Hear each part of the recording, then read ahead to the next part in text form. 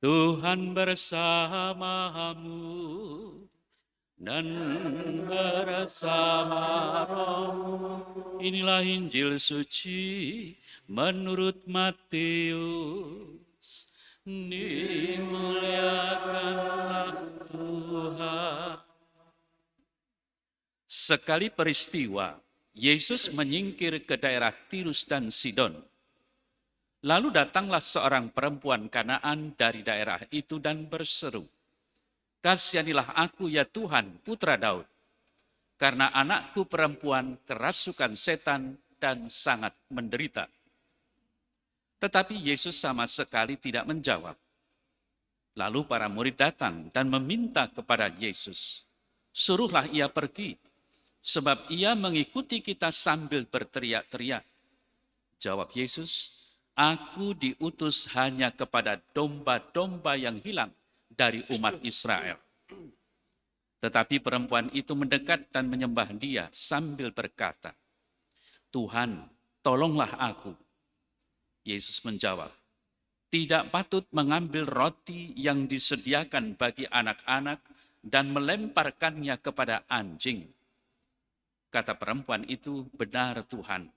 Namun anjing itu makan remah-remah yang jatuh dari meja tuannya." Lalu Yesus berkata kepadanya, "Hai ibu, besar imanmu. Maka jadilah kepadamu seperti yang kau kehendaki." Seketika itu juga anaknya sembuh. Demikianlah sabda Tuhan. Terpujilah Kristus.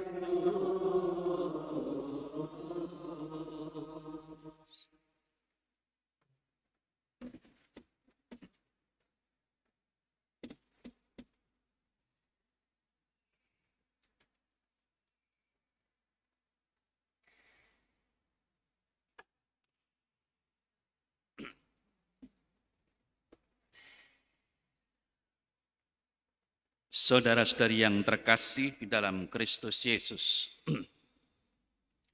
setiap kali kita merayakan Ekaristi pada hari Minggu atau pada hari raya atau bahkan pada waktu gereja merayakan pesta seorang kudus, kita selalu mengucapkan syahadat.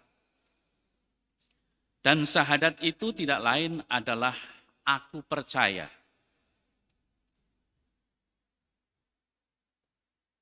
Pertanyaan kritis yang harus kita ajukan pada awal permenungan ini adalah, apakah dengan mengucapkan aku percaya, kita benar-benar menjadi orang beriman? Saya berani mengatakan bahwa ya, memang benar kita orang beriman, maka kita mengucapkan aku percaya. Permasalahannya adalah kepercayaan yang bagaimana yang kita ungkapkan dengan aku percaya itu. Dengan mengucapkan aku percaya berarti saya menyatakan diri bahwa saya yakin, saya percaya. Akan apa? Akan Tuhan.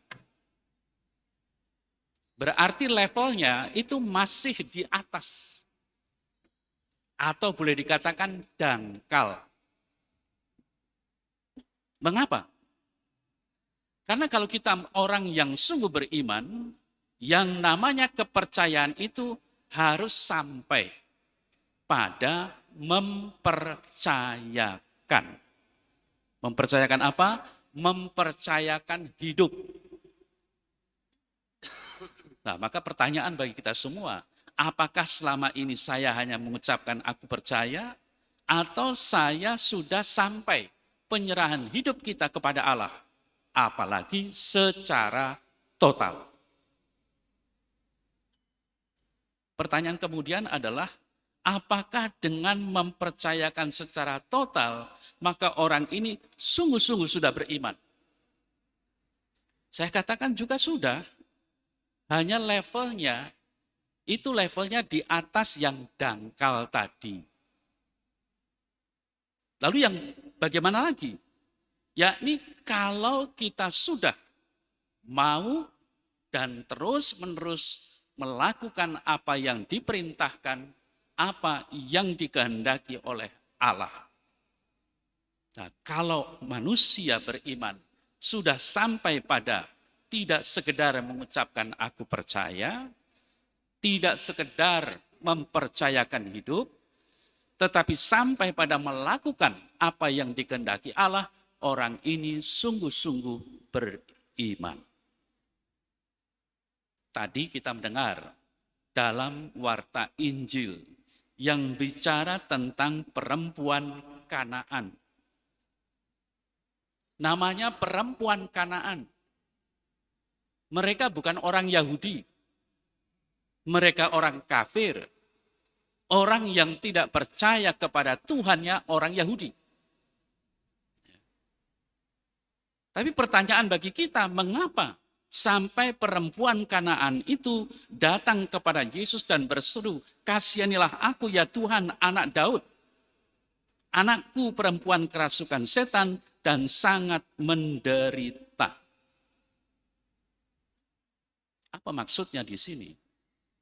Saudara yang terkasih, kalau ibu ini mengatakan kasihanilah aku ya Tuhan, berarti ibu ini mempunyai keyakinan, mempunyai kepercayaan bahwa di dalam diri Yesus, apalagi orang Kanaan menyatakan ya Tuhan. Aneh. Ya. Nggak mungkin sebenarnya. Tapi justru di sini dikatakan dengan jelas, kasihanilah aku ya Tuhan, apalagi ditambah anak Daud. Berarti orang Yahudi. Bagaimana orang Kanaan sampai percaya kepada orang Yahudi? Saudara terkasih, lalu alasan ibu itu sampai percaya kepada Yesus dan minta dikasihani karena anaknya perempuan kerasukan setan dan sangat menderita. Artinya, ibu ini sangat percaya bahwa Yesus itu adalah Tuhan, adalah Mesias, bisa menyelamatkan anaknya. Maka ibu ini menyerahkan hidup anaknya, terutama dan juga dirinya, kepada Yesus. Nah, berarti apa, saudara terkasih? Seperti yang tadi saya katakan, orang ini percaya, tetapi kemudian tidak sekedar ucapan percaya, melainkan dia menyerahkan hidupnya dan hidup anaknya kepada Tuhan Yesus. Jadi di sini levelnya sudah level kedua, bukan hanya level 1 yang dangkal. Kemudian saudara terkasih, apa yang terjadi? Karena perempuan itu selalu datang dan berseru-seru, lalu Yesus sendiri tidak menjawab apa yang menjadi keinginan dari perempuan itu. Sehingga para murid itu datang kepada Yesus dan meminta, "Suruhlah perempuan pergi, sebab ia mengikuti kita sambil berteriak-teriak." Jawab Yesus, "Aku diutus hanya kepada domba-domba yang hilang dari umat Israel." Tetapi, lihat, perempuan itu mendekat dan menyembah dia sambil berkata, "Tuhan, tolonglah aku." Yesus menjawab, "Tidak patut mengambil roti yang disediakan bagi anak-anak dan melemparkannya kepada anjing." Dan perempuan itu membenarkan, tidak tersinggung tetapi membenarkan, "Benar Tuhan. Tetapi anjing-anjing pun makan remah-remah yang jatuh dari meja tuannya." Dari jawaban perempuan itu, Yesus akhirnya menyatakan, "Hai ibu, sungguh besar imanmu. Terjadilah bagimu seperti yang kau kehendaki." Dan seketika itu juga anaknya sembuh. Saudara saya terkasih, wanita atau perempuan atau ibu Kanaan ini sungguh beriman karena sudah sampai level tidak sekedar menyatakan, tidak sekedar menyerahkan, tetapi mengikuti apa yang dikatakan Yesus dengan membenarkan, dengan mengiyakan, dan tentu saja melakukan apa yang diinginkan Tuhan Yesus.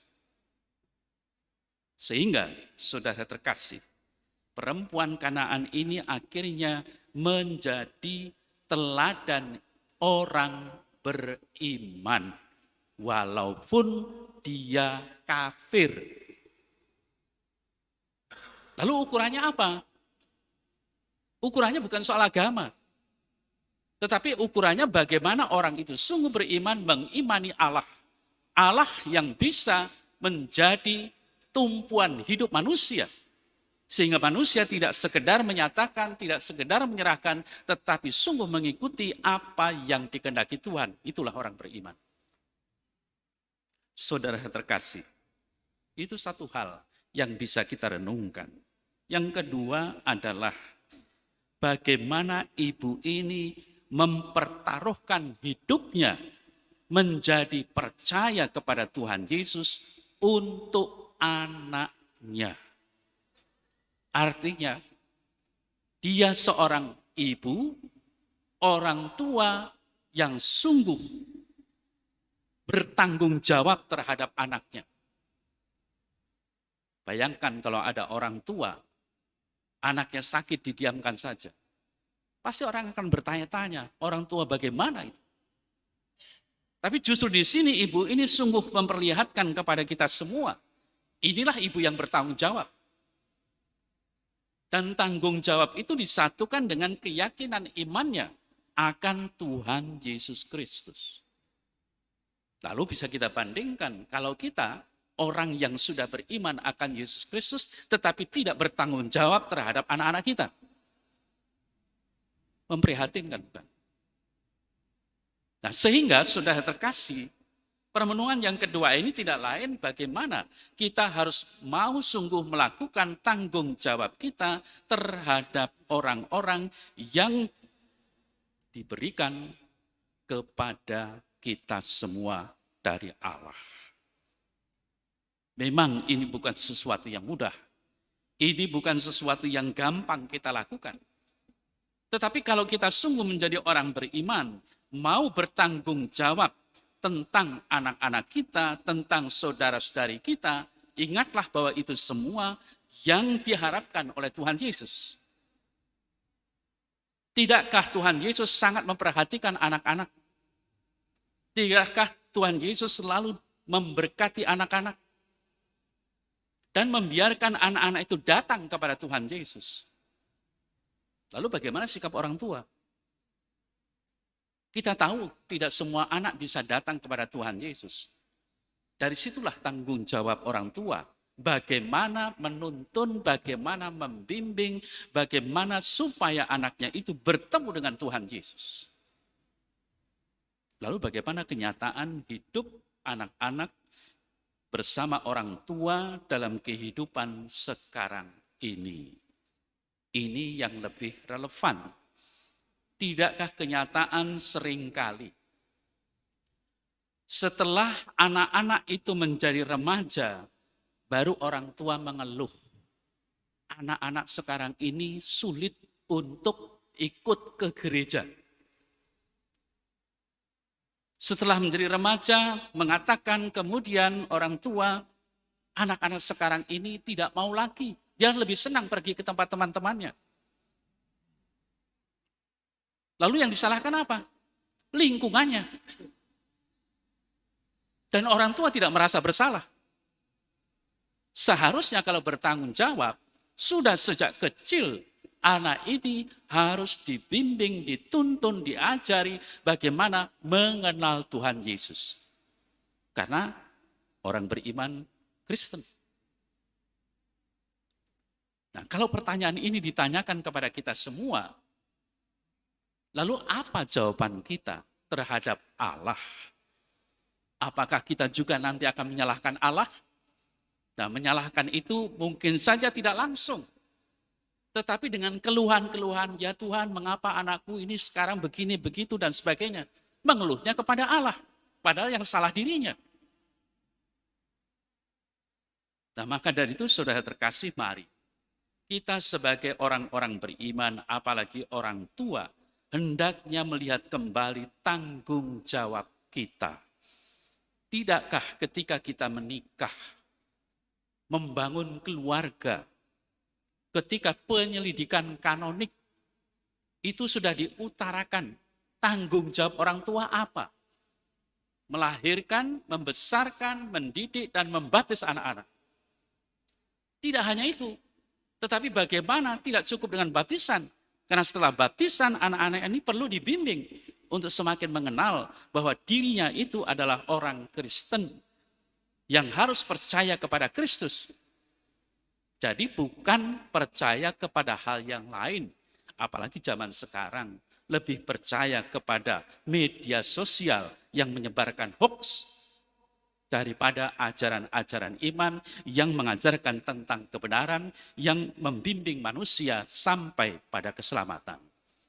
Maka marilah saudara terkasih, pada kesempatan minggu ini di mana kita mendengarkan firman yang menunjukkan kepada kita semua bagaimana perempuan Kanaan yang kafir itu sungguh menjadi orang beriman, dan ini menjadi panutan bagi kita supaya kita pun berani beriman, yakni percaya kepada Tuhan Yesus, menyerahkan hidup kepada Tuhan Yesus, dan melakukan apa yang dikehendaki Tuhan Yesus dalam kehidupan kita sehari-hari. Amin.